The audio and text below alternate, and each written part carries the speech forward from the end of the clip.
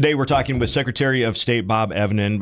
First of all, Secretary, thank you for coming in today. As a radio historian, it was kind of fun to talk towers and some of that stuff as we got settled in here. So thank you for stopping by today. Oh, sure. Yes, my hat's full of radio trivia. It's great to be with you.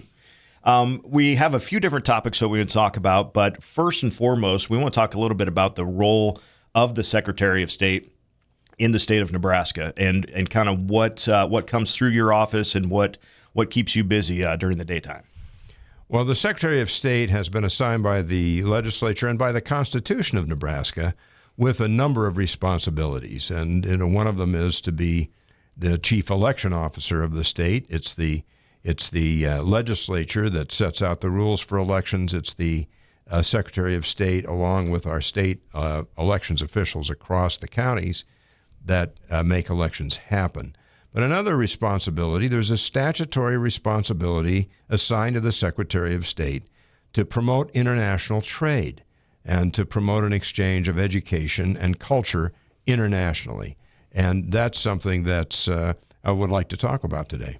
Absolutely. The international trade, one of those things is a trade mission to Egypt, and you have invited business and industry leaders to join you on that. Can you tell us more about the mission and what all of that's entailing? We'll be taking a trade mission to Egypt in the last week of October this year, and that trade mission will be in connection with a number of different areas that are of interest to Nebraskans. We will be promoting beef from Nebraska. We'll have Dr. Chris Calkins, who's a professor emeritus of animal science, and he and his team invented the flat iron steak. So he knows how to take subprimal cuts that you'd normally just put in a grinder and turn them into high-value cuts. Dr. Calkins has been with us on other trade missions. Chefs, hospitality managers, and culinary school students really listen closely and really enjoy Dr. Calkins' presentations. And he also talks about what makes beef from Nebraska superior. So what we're doing on our trade missions, part of what we're doing is to brand beef from Nebraska, create that brand awareness. There's a great market for that in Egypt, and so we want to further that market, broaden it, and we want to help deepen and strengthen that market. There are a number of beef processors in Nebraska who process halal beef, which is the beef that's needed in the Middle East. So that's one of the things we'll be doing on our trade mission to Egypt. The University of Nebraska Medical Center already has connections in Egypt. They train technicians, medical technicians in Egypt. And so we're exploring with UNMC their potential participation in this trade mission as well. And water is another area. We sit on an aquifer, as you know. Well, it turns out that part of Egypt sits on an aquifer as well. And so we have a lot of expertise in our state. We have the Water for Food Institute, and of course we have the major center pivot irrigation companies in the world are headquartered in Nebraska, and they have an international presence. So we'll be looking to bring in experts on water technology and the efficient use of water, how to apply water when it's needed in the amounts that it's needed, and in a way that conserves the water resource. We have a lot to share on that, and I hope that we'll be bringing some subject matter experts on that. Then there's another area that we're going to be focusing on as well, and that is biofuels, ethanol. So we are hopeful that we'll have someone who will come in and talk about our biofuel industry. I'll tell you, we've been in various places in the world, Eric, and biofuels from Nebraska is something that there's a high degree of interest in this all over. And everything that you've mentioned, from the beef to obviously with the fuels, we're probably talking a lot of ethanol that you just mentioned, just so directly ties to so many people in the state of Nebraska. So we've got the right guy going, it seems like, over to Egypt. Thank you. I hope so. Let's talk about, I know another trip that you have coming up a little bit later on in the fall is another trade mission with Kenya. Can you talk us a little bit about that? We're actually going to Kenya first. We'll be going to Kenya the first week of September. We're going to Egypt the last week of October. Our Kenya trade mission is the first week of September. This will be my third visit there. It'll be our second trade mission that we've led. And we have a very strong relationship with Kenya.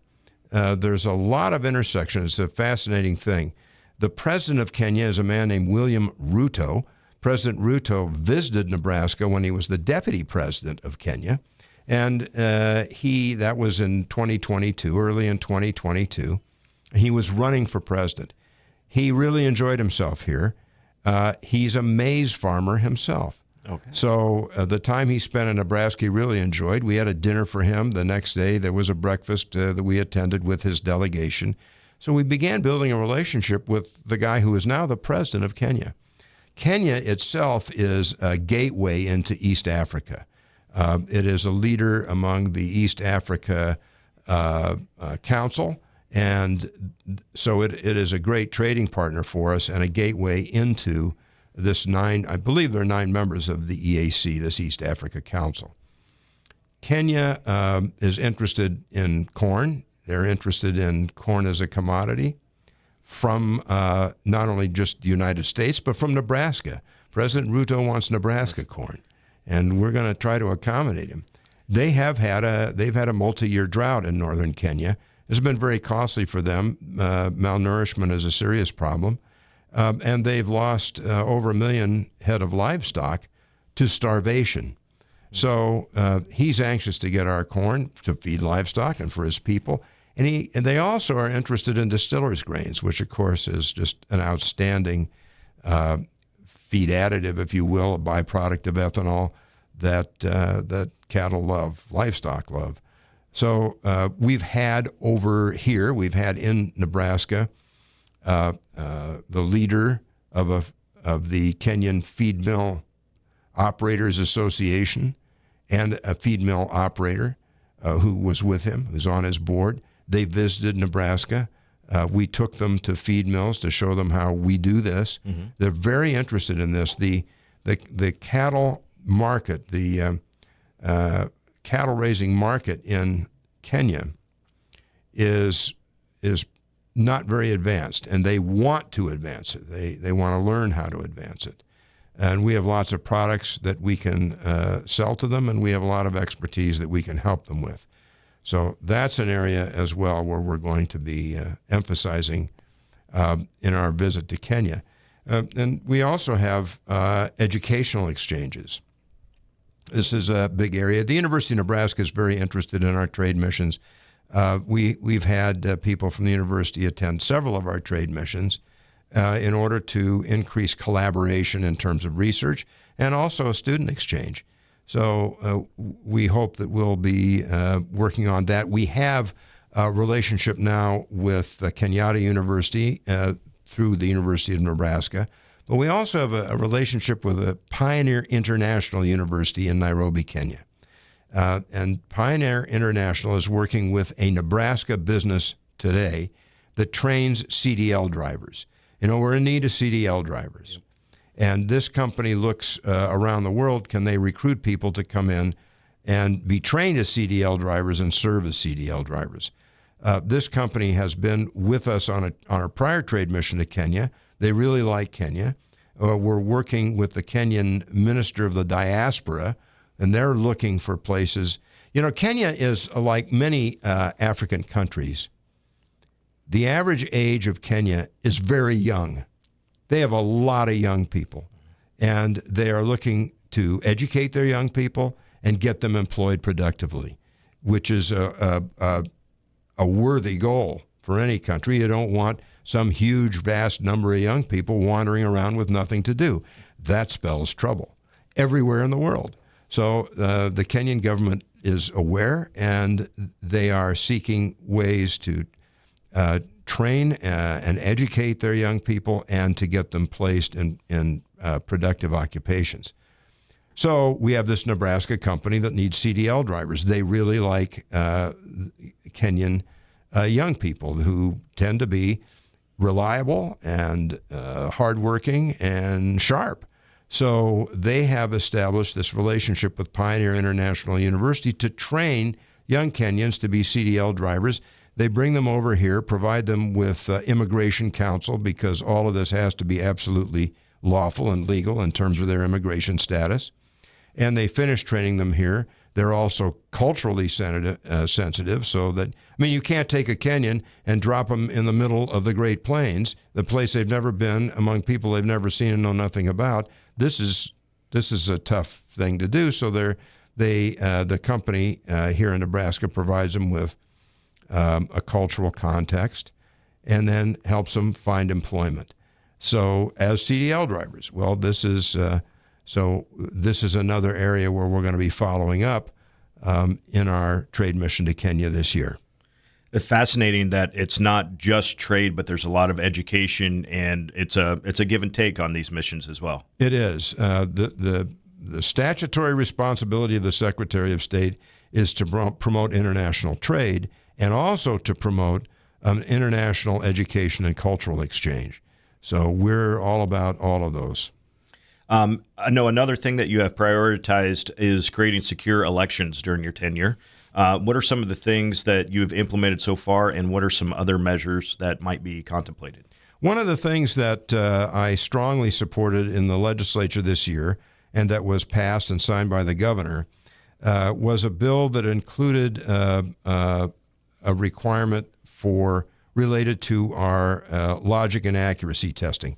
So in the month prior to every statewide general election and every statewide primary election, we do logic and accuracy testing. We run 3 test decks of ballots through every single ballot counting machine in the state, all across the state. 3 test decks, and we also hold 2 mock elections. This is our pre-election logic and accuracy testing. This bill that was enacted this year, that I supported and that was enacted and signed, calls for our county clerks and our county election commissioners to notify the political parties when this logic and accuracy testing is going to take place, and give them an opportunity to designate an observer. So our political parties will now be able to send an observer in each county across the state to observe the conduct of the logic and accuracy testing. And I think that's very important. It's important to have transparency in this process.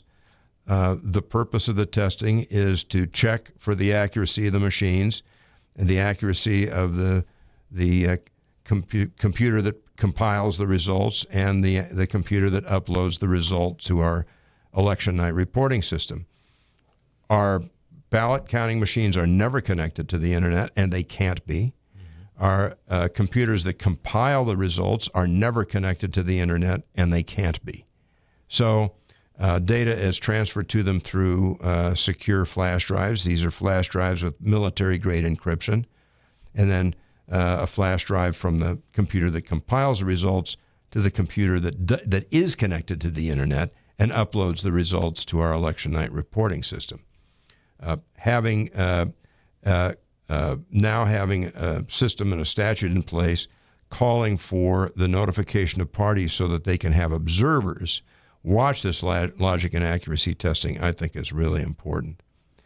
And after our general election last November, we have post-election audits as well, and we counted across the state.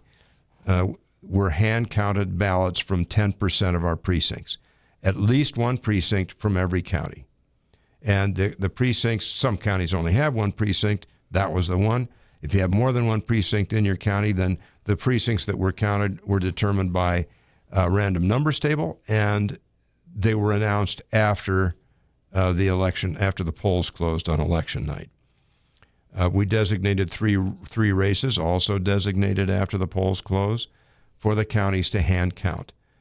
In the end, after the November election, across the state, we hand counted 70,000 ballots.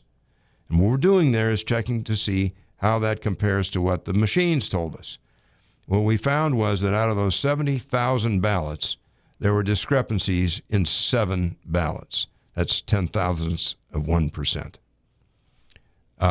And of those 7 ballots where discrepancies were found, 4 of them the machine couldn't read because the voter had marked the ballot too lightly.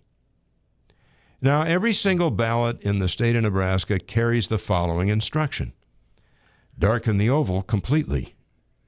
And 70,000 of their friends and neighbors could follow that instruction, but these 4 people could not. And I asked myself, what happened? What happened here? And the best theory I've been able to come up with is that they wanted to vote for this guy, but not very bad. They didn't want to vote for him too much. Yes. And, that's just not the way elections work. The other 3 ballots we think were misfiled in an incorrect precinct. So we're checking that again after every statewide general election, every statewide primary election. We do this post-election audit. And that's something that we did after the general election in November. That's great. Thank you so much for coming in today. We've hit a number of topics, and I know that a lot of our listeners are going to be very interested to see more of this. We're going to have the full interview will be on our website. You'll be able to see that, and of course, we'll share that across the Nebraska Rural Radio Association network. Terrific. It's great to be with you. Thank you.